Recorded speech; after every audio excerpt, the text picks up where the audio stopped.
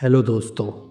एक प्रश्न हम सभी के दिमाग में आता है कि हम कौन हैं। और अगर ये प्रश्न नहीं आता तो ज़रूर आना चाहिए, क्योंकि हम इस सवाल पर विचार नहीं करते कि हम कौन हैं तो बेकार है ये हमारा जीवन। तो चलिए आज हम ये जानने की कोशिश करते हैं कि हम कौन हैं। Welcome to Illuminated Awareness. Join us on a journey of self-discovery. Explore your inner light today. Generally जब हम किसी से पूछते हैं कि आप कौन हो, तो हर कोई अपना नाम बताता है, अपना प्रोफेशन बताता है, कोई रिलीजन या रीजन भी बता सकता है। मैं अविनाश हूँ, बंगाली हूँ, हिंदू हूँ, यही हमारे आंसर होते हैं, क्योंकि ऐसे ही दुनिया चलती है। ये तो हुआ कि हम अपने आप को कैसे आइडेंटिफाई करते हैं, वही हम बताते हैं। लेकिन अगर मैं पूछूं आप कौन हो, आपका नाम नहीं, आपकी पहचान नहीं, आप कौन हो, तब आपको सोचना पड़ेगा। तो यदि मैं आपसे पूछूं कि आप कौन हो, तो आप जवाब देंगे राहुल, रमेश, आर्यन, अविनाश। आप सबसे पहले अपना नाम बताएंगे। यदि मैं कहूं कि यह नाम तो आपको दिया गया है, नाम का क्या है, ये मैं अभी बदल दूं, तो क्या नाम बदलने से आप बदल जाओगे? नहीं, आपका नाम बदल देने से आप नहीं बदलते। तो नाम आप नहीं हो, वह केवल आपकी पहचान है। फिर मैं पूछता हूँ कि अब फिर से बताओ आप कौन हो, तो आप कहोगे मैं एक ह्यूमन बॉडी हूँ, मैं इंसान हूँ। फिर मैं कहूँगा कि जब आपके पैर पर चोट लगती है तो आप देखते हो कि चोट लगी है, आप उस चोट का दर्द महसूस करते हो। यदि किसी इन्फेक्शन के कारण किसी इंसान का पैर काटना पड़े, तो क्या वो इंसान कट जाएगा? उस इंसान को दर्द होगा, लेकिन उसके होने का बोध कम नहीं होगा। क्या पैर काटने से किसी इंसान के होने का बोध कम हो जाएगा? नहीं होगा। अगर हमारी बॉडी का कोई पार्ट कटने के बाद भी भीतर हमारे होने का बोध वैसा ही है जैसा पहले था, तो हम बॉडी नहीं हो सकते। क्योंकि बॉडी के पार्ट को ऑपरेशन के समय हम खुद कटते हुए देखते हैं। अगर हम कट रहे हैं तो फिर बॉडी को कटते हुए देख कौन रहा है? आप एक बॉडी हो तो ऑपरेशन के समय देखता कौन है? मतलब ये क्लियर है कि हम सिर्फ बॉडी नहीं है, ये बॉडी हमारी है। जैसे हमारा घर, हमारी कार, वैसे ही हमारी बॉडी। कार और घर टूटने पर भी हमें दुख दर्द होता है, वो मानसिक दुख होता है। वैसे ही जब हमारे बॉडी पर चोट लगती है तो हमें शारीरिक दुख भी होता है और मानसिक दुख भी होता है। लेकिन जैसे कार हम नहीं हैं, घर हम नहीं हैं, वैसे ही बॉडी भी हम नहीं है। हम कार को टूटते हुए देखते हैं, हम घर को भी टूटते हुए देखते हैं, या हम घर को बनते हुए देखते हैं। वैसे ही हम बॉडी को बड़ा होते हुए देखते हैं। हम अपने अपने नाखूनों को बड़ा होते हुए देखते हैं, हम अपने स्किन के कलर को चेंज होता हुआ देखते हैं। हम देखते हैं हमारी बॉडी को, हम बॉडी नहीं है। चलिए अब आगे बढ़ते हैं। फिर मैं आपसे पूछता हूँ कि आप कौन हो सकता है आप कहेंगे कि मैं माइंड हूँ। अब समझते हैं माइंड क्या है। ये थोड़ा कॉम्प्लिकेटेड है, इसे ध्यान से समझना। माइंड हमारे सेंसरी ऑर्गन्स और एक्सटर्नल एनवायरनमेंट के इंट्रैक्शन से मेमोरी और परसीव्ड रियलिटी से क्रिएट होता है।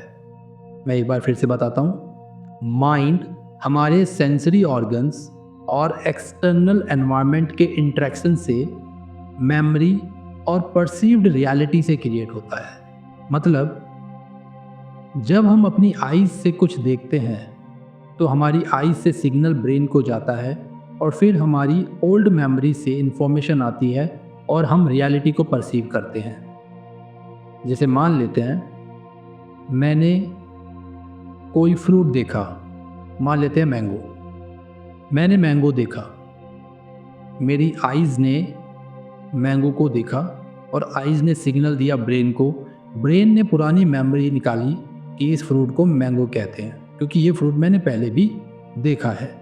और वो मेमोरी मेरे पास थी कि इस फ्रूट को क्या कहते हैं, मैंगो, और मैंने उस फ्रूट को परसीव किया एज ए मैंगो। ये सारा जो काम है ये सेंसरी ऑर्गन और ब्रेन इन दोनों के प्रोडक्ट से माइंड आया। माइंड मतलब memory and thought. Old memory, उससे क्रिएट किया नया थॉट। तो ये सारा प्रोसेस है माइंड का। माइंड इससे भी कुछ ज़्यादा है, लेकिन उसको डिस्कस करने के लिए मैं एक अलग से वीडियो बनाऊंगा माइंड के ऊपर। लेकिन आज ये तो पता चल ही जाएगा कि हम माइंड नहीं है। एक छोटे से बच्चे को हम मैंगो फ्रूट दें, उसने वो पहले कभी ना देखा हो, वह उस मैंगो से रिलेटेड अपनी पास्ट मेमोरी से उस मैंगो को कंपेयर करेगा, क्योंकि उसने मैंगो तो देखा नहीं। हो सकता है उसने ऑरेंज देखा हो, तो वो मैंगो को उस ऑरेंज से कंपेयर करेगा। वैसे ही जैसे हम एलियंस को और गॉड्स को ह्यूमन की शेप में बनाते हैं, क्योंकि हमारे पास गॉड और एलियंस को लेकर डायरेक्ट परसीव्ड रियलिटी नहीं है। तो माइंड हमारे ब्रेन एंड सेंसरी ऑर्गन की क्रिएशन है। हम कुछ भी नया क्रिएट नहीं कर सकते। हम अपनी ही पुरानी जो मेमोरी होती है उसको यूज़ करते हैं, और उसी मेमोरी से रिलेटेड हम परसीव्ड रियलिटी बनाते हैं। आप कुछ भी नया क्रिएट नहीं कर सकते। हम जो भी क्रिएट करते हैं अपनी मेमोरी से करते हैं, अपने माइंड से क्रिएट करते हैं। तो यदि किसी इंसान के सभी सेंसरी ऑर्गन को किसी मेडिसिन से ब्लॉक कर दूं, मतलब वो इंसान होश में है लेकिन उसके सेंसरी ऑर्गन्स ब्लॉक हो गए, ना वो देख पाए, ना स्मेल कर पाए, ना टेस्ट कर पाए, ना सुन पाए, ना ही सूंघ पाए, तो वह इंसान कोई न्यू मेमोरी क्रिएट नहीं कर सकता। वह अपनी पुरानी मेमोरी के ही थॉट से जिएगा। पुरानी मेमोरी से ही कुछ मिर्च मसाला ऐड करके न्यू थॉट्स बना लेगा, लेकिन कोई न्यू परसीव्ड रियलिटी क्रिएट नहीं हो पाएगी। लेकिन वो इंसान तो है, वह जिंदा भी है। इसका मतलब माइंड भी हम नहीं है, क्योंकि हमारा होना सिर्फ बॉडी के पार्ट्स पर कैसे निर्भर हो सकता है जब हम बॉडी नहीं है। माइंड बॉडी के सेंसेस और ब्रेन की क्रिएशन है। हम माइंड भी नहीं हो सकते, लेकिन माइंड को समझना इतना आसान नहीं। माइंड को हम एक अलग वीडियो में पूरा डिस्कस करेंगे। चलिए अब आगे बढ़ते हैं। अब अगर मैं किसी से पूछता हूँ कि आप कौन हैं, तो उसके पास आंसर होगा आत्मा या सोल। ये बड़ा इंटरेस्टिंग है।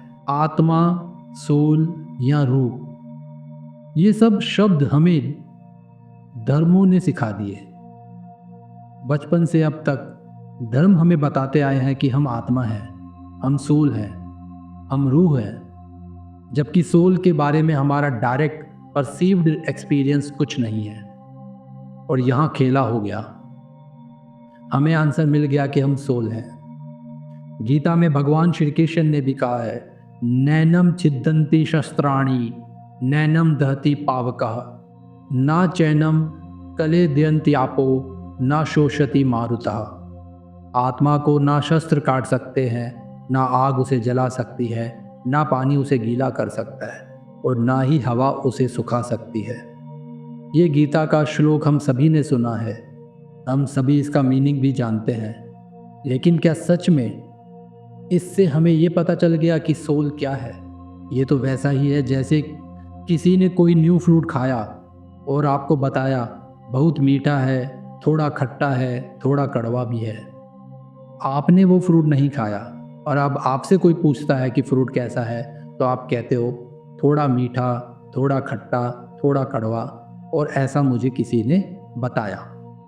सच तो ये है कि जब तक आप उस फ्रूट को नहीं खा लेते, तब तक आप केवल दूसरों को और खुद को बेवकूफ़ बना रहे हो।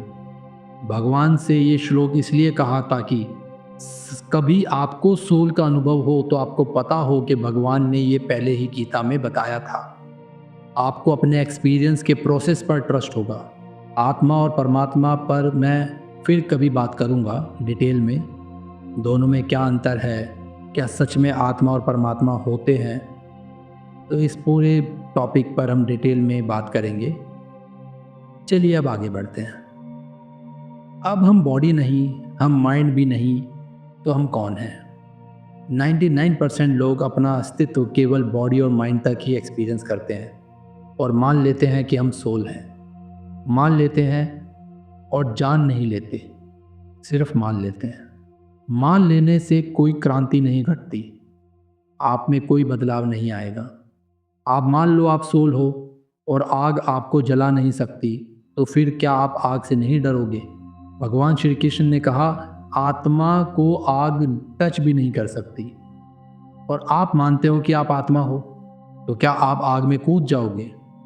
नहीं कूदोगे, क्योंकि भीतर आप जानते हो कि आप नहीं जानते कि आप आत्मा हो। आप सिर्फ आपने पढ़ा है या सुना है कि आप आत्मा हो। ये तो केवल एक शब्द है आपके लिए, और शब्दों से क्रांति नहीं घटती। आपका अपना कोई अनुभव होना चाहिए।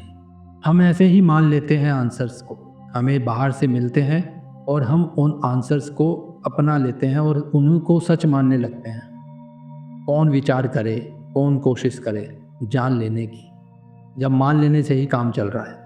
आज का ये जो वीडियो है ये काफ़ी लंबा है, तो अब मैं इसका पार्ट 2 बनाऊंगा, और उस पार्ट 2 में हम ये डिस्कस करेंगे कि अगर हम माइंड नहीं है, हम बॉडी नहीं है और हम सोल भी नहीं है, तो हम हैं कौन? और आप कहेंगे कि भगवान श्री कृष्ण ने कहा है कि हम सोल हैं। भगवान श्री कृष्ण ने कहा है कि हम सोल हैं, लेकिन अंत में वो सोल भी तो भगवान श्री कृष्ण में ही समा जाती है। भगवान श्री कृष्ण ने ये भी कहा है कि सभी कुछ अंत में मुझी में समाता है, मुझी से ही सब बना है और सब कुछ मुझी में ही समाता है, तो सोल अलग नहीं है। ये हम अगले पार्ट में डिस्कस करेंगे। अगर आपको ये वीडियो पसंद आया तो इसको लाइक करें और चैनल को सब्सक्राइब करें, ताकि मैं इस प्रकार की अपनी जो डीप थॉट्स हैं वो ज़्यादा से ज़्यादा लोगों तक पहुंचा सकूं। धन्यवाद।